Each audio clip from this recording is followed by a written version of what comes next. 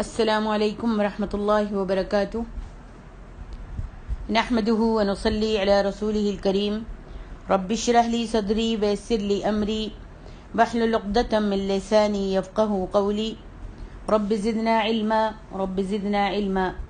اللهم انا نسألك علما نافعا قلبا شاکرا ولسانا ذاکرا وعملا متقبلا آمین یا رب العالمین۔ تفسیر سورۃ العنکبوت آیت نمبر 48 سے 56 تک بیان کرنے کی کوشش کروں گی۔ اعوذ باللہ من الشیطان الرجیم وما كنت تتلو من قبله من كتاب ولا تخطه بيمينك إذا لارتاب المبطلون۔ اے نبی، اس سے پہلے آپ نہ تو کوئی کتاب پڑھ سکتے تھے اور نہ اپنے ہاتھ سے لکھ سکتے تھے۔ اگر ایسی بات ہوتی تو باطل پرست شبے میں پڑھ سکتے تھے۔ اس سے پہلی آیتوں میں جو پچھلا سبق آپ نے پڑھا ہے اس میں آیت پڑھی ہے وَلَا تُجَادِلُوا أَهْلَ الْكِتَابِ إِلَّا بِالَّتِي هِيَ أَحْسَنُ۔ یہاں پہ اللہ تبارک و تعالی فرماتا ہے مشرکوں کا دین جو ہے وہ سراسر باطل ہے، مگر اہل کتاب کا دین اپنی اصل کے لحاظ سے سچا تھا، لہٰذا ان سے تمہاری بحث کا انداز مشرکوں سے جدا گانا ہو جانا چاہیے، اور ان کے مذاہب میں جتنی سچائی موجود ہے اس کا اعتراف کرنا چاہیے۔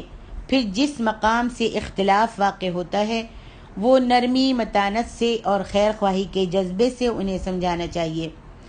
بحث کا انداز یہ نہیں ہونا چاہیے کہ دوسرے کو سراسر غلط اور نیچا دکھانے کی کوشش کی جائے، بلکہ ایسا طریقہ اختیار کرنا چاہیے جس سے اسے اپنی غلطی کا اعتراف کر لینا آسان ہو جائے۔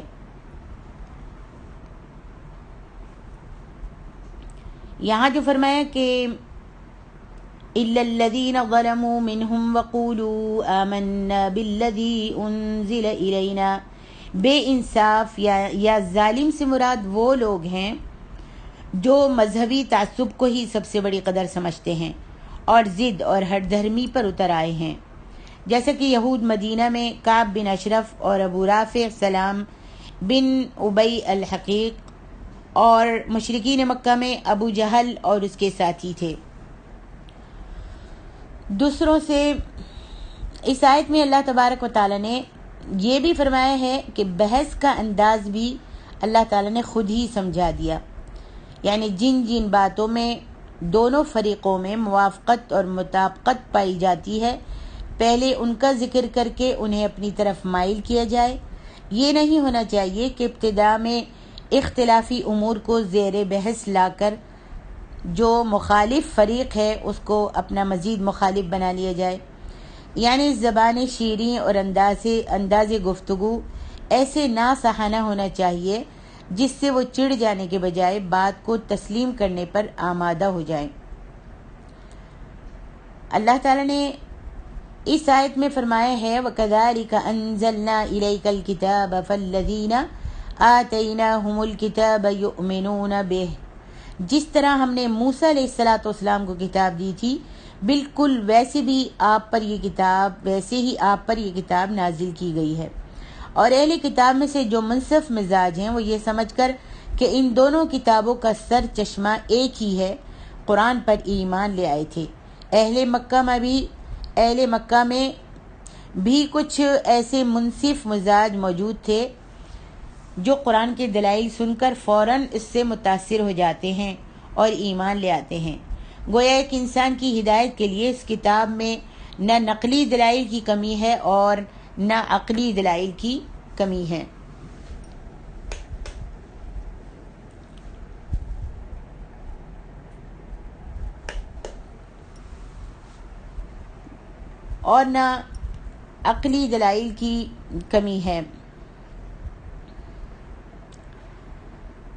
اہل مکہ میں بھی کچھ منصف مزاج موجود ہیں جو قرآن کے دلائل سن کر فوراً اس سے متاثر ہو جاتے ہیں۔ اس سے انکار صرف وہی لوگ کرتے ہیں جو اپنے مذہبی تعصبات کو چھوڑ کر حق بات ماننے کو تیار نہیں ہوتے، نہ وہ اپنی خواہش نفس اور بے لگام آزادی پر کسی قسم کی پابندی قبول کرنے کو تیار ہوتے ہیں۔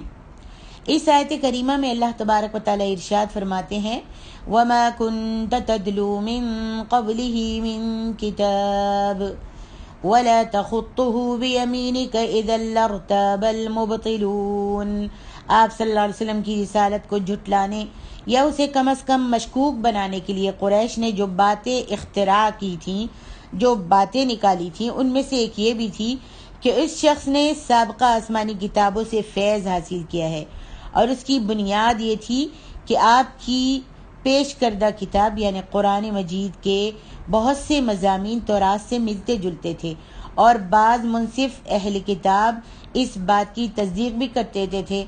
اس آیت میں ان کے اسی اعتراض کا جواب دیا گیا ہے کہ آپ نبوت سے پہلے نہ تو کوئی کتاب پڑھ سکتے تھے کہ اس کے مطالعہ کر کے آپ کو ایسی معلومات حاصل ہوتی، اور نہ ہی آپ لکھ سکتے تھے کہ علماء اہل کتاب سے سن کر اسے نوٹ کرتے جائیں اور بعد میں اپنی طرف سے پیش کر دیں۔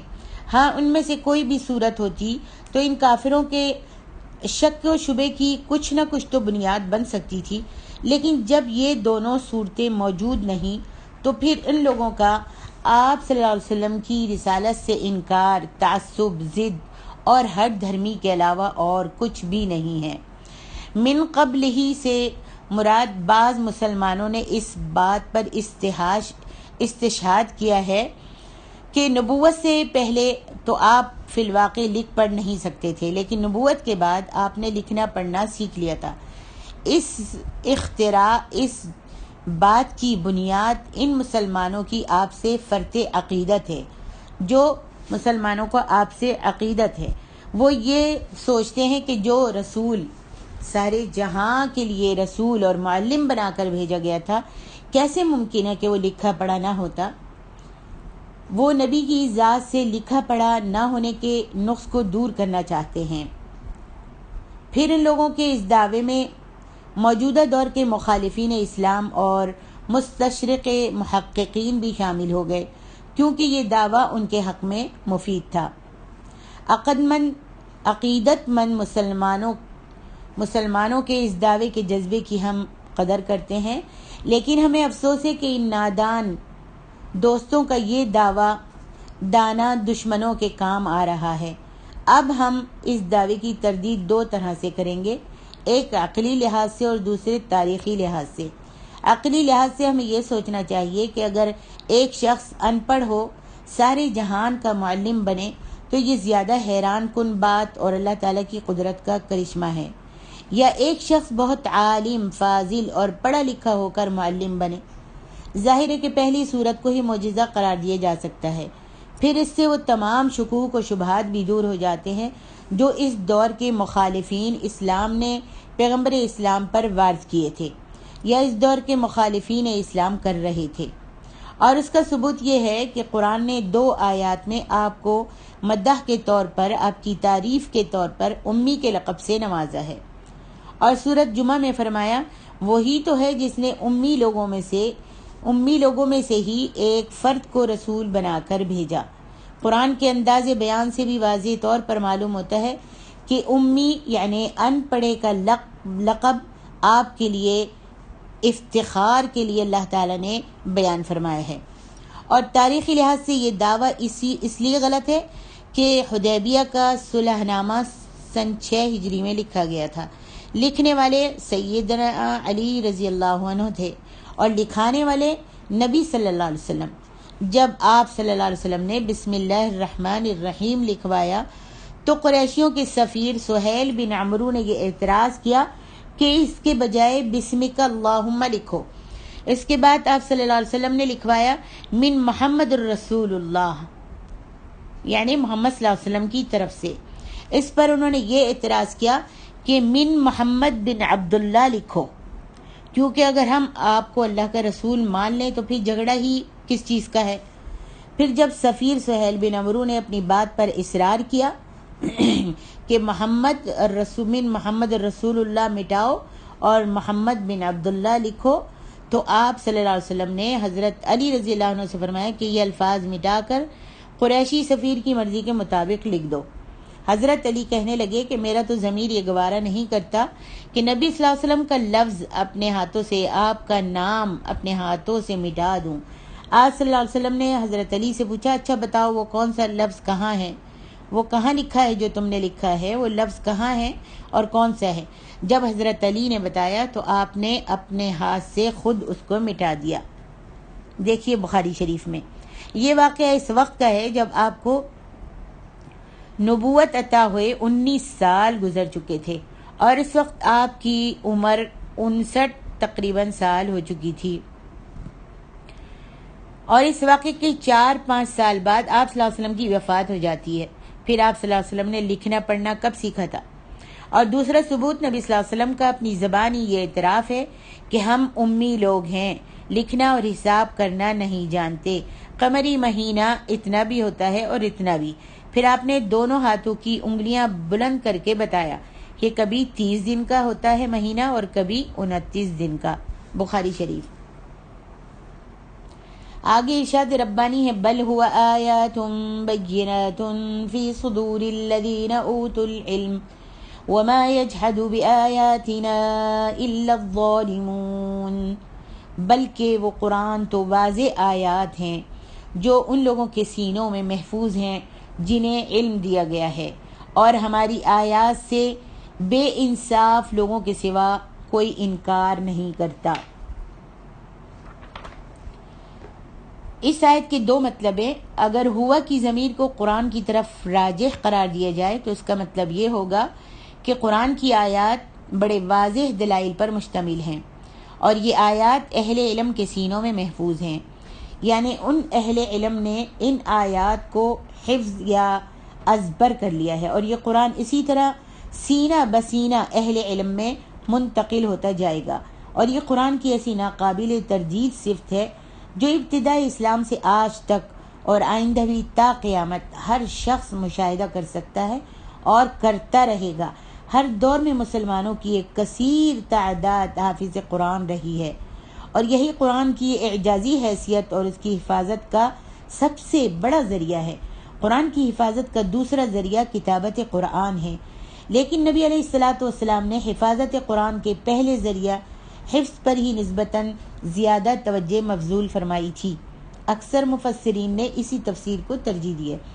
اب قرآن کے مقابلے میں دوسری الہامی کتابوں کو دیکھیے، ان کا شاذ و نادر ہی آپ کو کوئی حافظ نظر آئے گا، جیسا کہ سیدنا عزیر کے متعلق منقول ہے کہ وہ تورات کے حافظ تھے۔ اور دوسرا مطلب یہ ہے کہ ہوا کی ضمیر کو نبی علیہ الصلاۃ والسلام کی طرف راجح قرار دیا جائے، اور یہ تفسیر اس لحاظ سے راجح ہے کہ ربط مضمون اسی بات کا تقاضا کرتا ہے۔ اس لحاظ سے اس کا مطلب یہ ہوگا کہ اہل علم اور اہل دانش کے لیے نبی علیہ الصلاۃ والسلام کی رسالت کے ثبوت میں ایک نہیں بلکہ بہت ساری نشانیاں موجود ہیں۔ وہ اس طرح کہ دنیا میں جتنے بھی نامور شخص گزرے ہیں ان کی شخصیت بنانے والے عوامل کا تاریخ سے پتہ لگایا جا سکتا ہے، مگر یہاں یہ بات یکسر مفقود نظر آتی ہے۔ مثلا تمام مخالفین اسلام یعنی قریش مکہ جانتے تھے کہ آپ لکھنا پڑھنا تک نہیں جانتے تھے، علم ادب عربی سے یا تاریخ امم سے واقف ہونا تو دور کی بات ہے، لیکن آپ نے جو کلام پیش کیا بار بار کے چیلنج کے باوجود عرب بھر کے فصحاء اور بلغاء اس جیسا کلام پیش کرنے سے عاجز رہ گئے تھے۔ اس کی دوسری مثال یہ ہے کہ آپ فن حرب و ضرب سے قطعاً نابلد تھے، فن حرب و ضرب سے قطعاً نابلد تھے، نہ ہی آپ کسی جرنیل فوجی یا کسی سپاہی کے گھر پیدا ہوئے تھے، لیکن جب میدان جہاد میں فوجی لشکر کی قیادت آپ نے سنبھالی تو آپ صلی اللہ علیہ وسلم نے ایسی جنگی تدابیر اختیار کی کہ تمام جہانوں کے جرنیلوں کو آپ نے پیچھے چھوڑ دیا۔ غرض یہ کہ نبی علیہ الصلاۃ والسلام کی زندگی کا ہر پہلو ایسے حیران کن کمالات کا مجموعہ ہے جن کے اسباب و عوامل تلاش کرنے پر دور تک کہیں بھی نظر نہیں آتے۔ یہی وہ واضح نشانیاں ہیں جو آپ کی رسالت کا بین ثبوت ہیں، واضح ثبوت ہیں، اور ان کا انکار کوئی انسان جو تعصب رکھتا ہے وہی کر سکتا ہے، جبکہ اہل علم آپ کی ان خوبیوں کے دل و جان سے معترف ہوتے ہیں۔ آگے ارشاد ربانی ہے وَقَالُوا لَوْلَا أُنزِلَ عَلَيْهِ آيَاتٌ مِّن رَّبِّهِ قُلْ إِنَّمَا الْآيَاتُ عِندَ اللَّهِ وَإِنَّمَا أَنَا نَذِيرٌ مُّبِينٌ۔ آپ کے رب کی طرف سے معجزے کیوں نہیں اتارے گئے؟ وہ کہتے کہ آپ کے رب کی طرف سے معجزے کیوں نہیں اتارے گئے؟ اللہ تعالیٰ نے فرمایا آپ ان سے کہیے کہ معجزے تو اللہ کے پاس ہیں اور میں تو صرف ایک کھلا ڈرانے والا ہوں۔ معجزات کا اتارنا اللہ کا کام ہے اور میرا الوہیت کا کوئی دعویٰ نہیں۔ میں اپنے آپ کو خدا نہیں کہتا اور کہ تمہارے معجزے کے مطالبے پر تمہیں تمہارے حسب پسند جو تم مانگ رہے ہو معجزہ دکھا سکوں۔ میرا کام تو صرف اللہ کا پیغام پہنچانا ہے اور تمہیں برے انجام سے بچانا ہے۔ اس میں اگر میں کوئی کوتاہی کر رہا ہوں تو وہ تم مجھے بتاؤ۔ پہلے انبیاء کو جتنے بھی معجزات عطا کیے جاتے رہے، جتنے بھی معجزات اللہ تعالیٰ پہلے انبیاءوں کو دیتا رہا، وہ سب وقتی اور عارضی تھے، جو کسی نے دیکھے کسی نے نہ دیکھے، اور جیسے ہی وہ فوت ہوئے ان کے ساتھ ان کے معجزے بھی ختم ہو گئے، اور آج بھی وہ سب ختم ہو چکے ہیں۔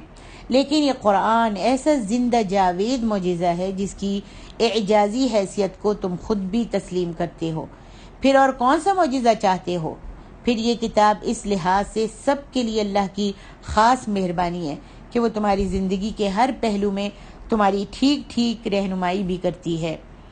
آگے ارشاد ربانی ہے اولم یکفہم انا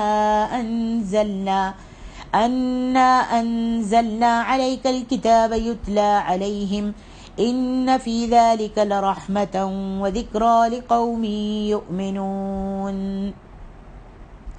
کیا انہیں یہ کافی نہیں کہ ہم نے ان پر یہ کتاب نازل کی ہے جو انہیں پڑھ کر سنائی جاتی ہے؟ اس میں ایمان لانے والوں کے لیے یقیناً رحمت اور نصیحت ہے۔ ربط مضمون کے لحاظ سے اس آیت کے مخاطب کفار ہیں اور اس کا وہی مطلب ہے جو پہلے بیان ہوا، تاہم اس کے مخاطب مسلمان بھی ہیں، انہیں بھی اس کتاب کی موجودگی میں کسی اور کتاب ہدایت کی ضرورت نہیں، خواہ وہ کوئی سابقہ آسمانی کتاب ہی کیوں نہ ہو۔ چنانچہ سیدنا جابر رضی اللہ عنہ فرماتے ہیں کہ ایک دفعہ حضرت عمر رضی اللہ عنہ نبی علیہ الصلوۃ والسلام کے پاس تورات کے کچھ اوراق لے کر آئے، انہیں پڑھنا شروع کیا۔ نبی علیہ الصلوۃ والسلام کا چہرہ متغیر ہو رہا تھا۔ یہ صورتحال دیکھ کر حضرت ابو بکر نے حضرت عمر سے کہا کہ تم نبی علیہ الصلوۃ والسلام کے چہرے کی طرف نہیں دیکھتے؟ حضرت عمر نے آپ کو دیکھا تو کہنے لگے میں اللہ اور اس کے رسول کے غضب سے پناہ مانگتا ہوں۔ آپ کو جب غصہ آتا تھا تو آپ کا چہرہ لال ہو جاتا تھا۔ جب حضرت عمر نے نبی علیہ الصلوۃ والسلام کے چہرے کی طرف دیکھا تو کہنے لگے کہ میں اللہ اور اس کے رسول کے غضب سے پناہ مانگتا ہوں۔ ہم اللہ کے رب ہونے پر، اسلام کے دین ہونے پر اور آپ صلی اللہ علیہ وسلم کے نبی ہونے پر راضی ہیں۔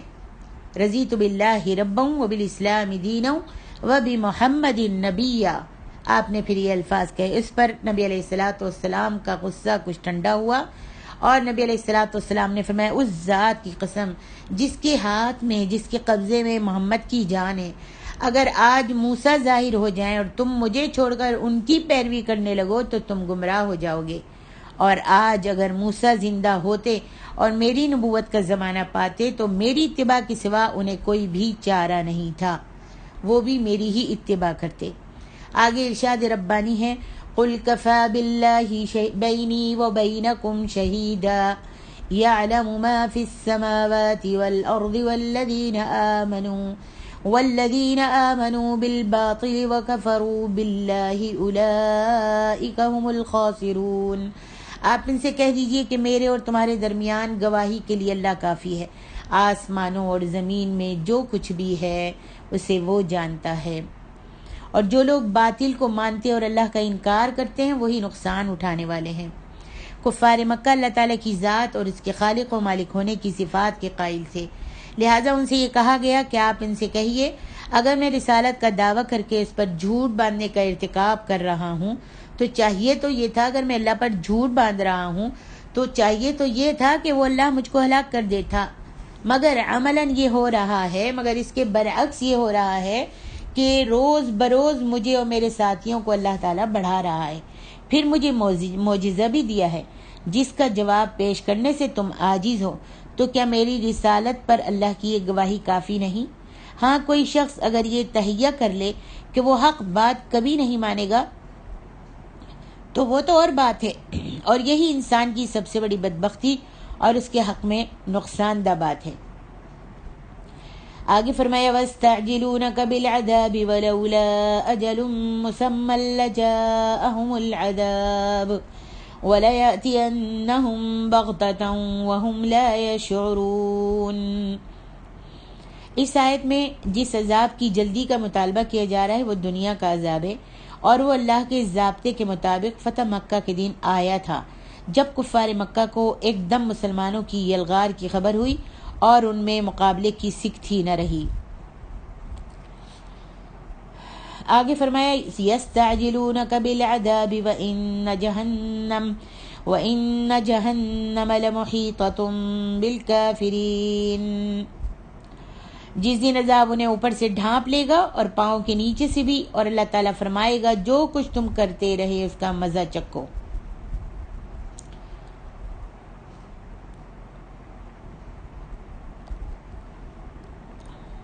اس آیت میں عذاب سے مراد اخروی عذاب ہے۔ پہلی آیت میں عذاب سے مراد عذاب کی جلدی کا مطالبہ کیا جا رہا تھا اور وہ دنیا کا عذاب ہے جو وہ طلب کر رہے تھے۔ اس آیت میں عذاب سے مراد اخروی عذاب ہے جس میں یہ ابھی سے پڑ چکے ہیں اور جہنم انہیں اپنے گھیرے میں لے چکی ہے۔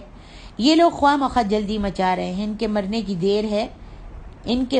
دیر ہے۔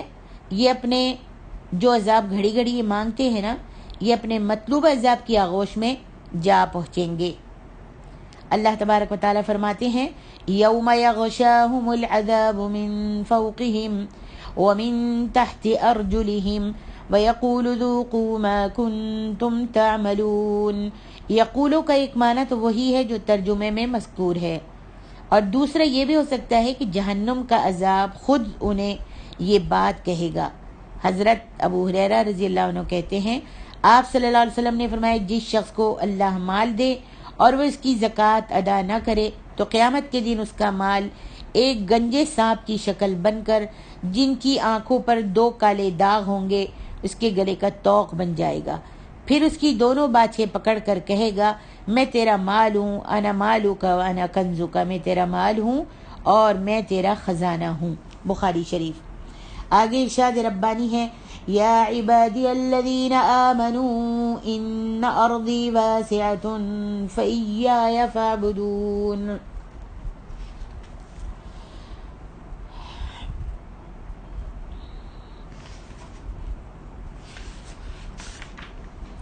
آیت کے الفاظ سے ہی معلوم ہو رہا ہے کہ یہ اس وقت نازل ہوئی تھی جب کفار مکہ نے مسلمانوں پر اس قدر سختیاں کر دی تھیں کہ انہیں جینا بھی دوبر ہو گیا تھا۔ اس مشکل کا حل اللہ تعالیٰ نے یہ بتایا کہ اس علاقے سے ہجرت کر کے چلے جاؤ اور وہاں جا کر رہو جہاں تم آزادی سے میری عبادت کر سکو۔